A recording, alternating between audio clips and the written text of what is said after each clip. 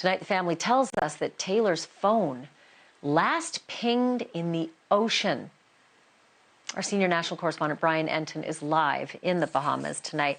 That's distressing news, Brian. I'm not going to lie. I didn't expect to hear that piece of information. But the family seems to be strangely quiet. Have you been able to talk to any members of them?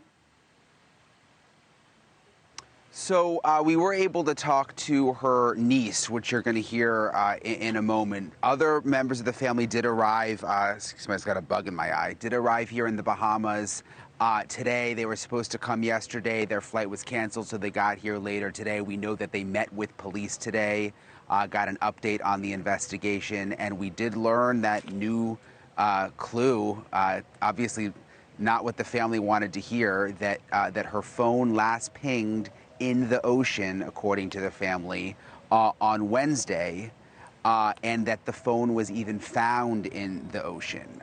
Why would she go in the ocean with her phone? There's still a lot of questions there, a lot of missing pieces, but according to the family, the phone did ping inside the ocean. I want you to hear a little bit of what her niece told me, a little more about the timeline that the family has been able to piece together. Well, we spoke to her Tuesday, and she was fine. She was normal. She was having a good time. She told us how she was enjoying herself. She sent us pictures on the beach, how she was loving the beach. And then Thursday, we got a call because my grandma actually texted her Wednesday, and no response. But we didn't think nothing of it.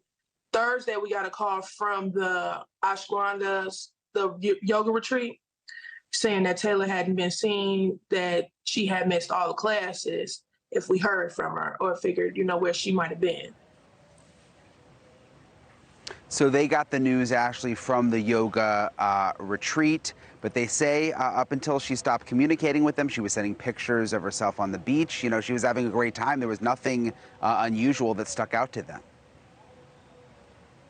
It is weird. I mean, yeah, to have somebody having a wonderful time and then all of a sudden to go radio silent. Are the police saying anything different today than they did yesterday? Yeah. Well, they are now talking, which is interesting. They had sort of a mini press conference earlier. I think the pressure is sort of on now that the media and the international media is now covering the case. So they had this press conference, said that they've been investigating. They've had drones, they've had divers, they've met with the family. Listen to what the police said really just a little while ago. We met with the family of Taylor Casey, who was reported missing to our agency on Thursday, the 20th of June, 2024. Since that report was made, we have conducted extensive investigation into the matter. This afternoon, we updated the family of Taylor as to where we are in the investigation. We have a very, very good relationship. They're very, very pleased with the investigations thus far. We used our drone technology. We used our canine. We've used our divers. We've used a number of resources. And so our investigation continues into this matter. So it's an active investigation, Ashleigh. We heard that there were police officers back out at the ashram, at the yoga retreat today, continuing to investigate and look around in that area, that part of the beach on the western part of Paradise Island. Okay, so I know that island really well. My brother actually lives there, and I go there all the time. I didn't know about the Shivananda retreat. I haven't been to a yoga retreat there, but I saw you walking the beach up to the resort last night. I thought it was very clever of you to be able to come from the beach side. And I saw that you left your card with the people who were there. Did they get back to you at all? Are they tight-lipped? Are they helpful? Like, what's the vibe there? Yeah, so they did get back to me. And by the way, I've been here a bunch too when I was a kid, and this is the western part of the island. So the kind of the opposite side of where Atlantis is, there's not even a road to get down there. You either have to get there by boat or you have to walk along the beach. So it's kind of this secluded part of Paradise Island. And yeah, I tried to get them to talk to us yesterday. They weren't happy that we showed up.